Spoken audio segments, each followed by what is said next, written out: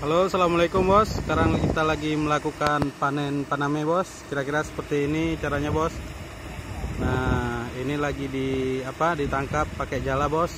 Nah, kelihatan udangnya bos. Saya zoom. Oke. Oke.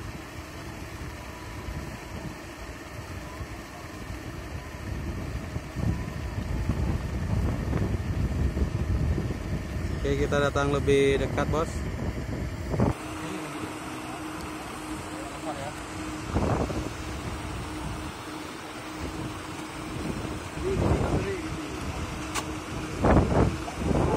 Oh kahli, kira yo. Kira yo.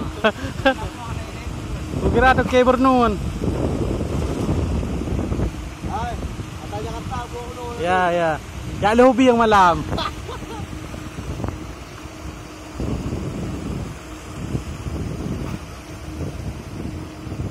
Oh iya, tak ada Jakarta, aku tahan.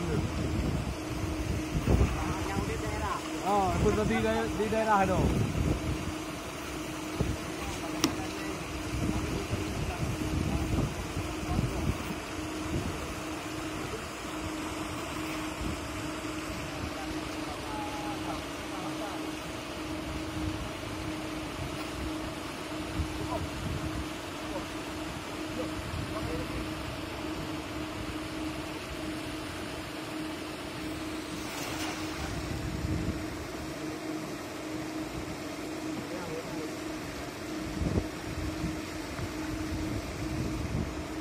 Dan itu kita tahan.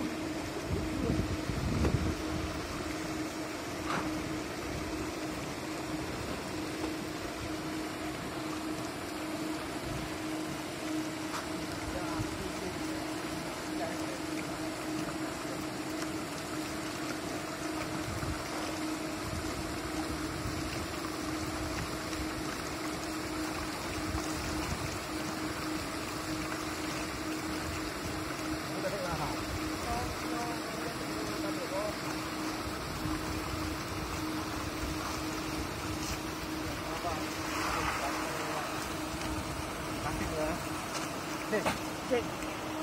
Batu dah betul. Waduh. Lagi naik ke sana kan?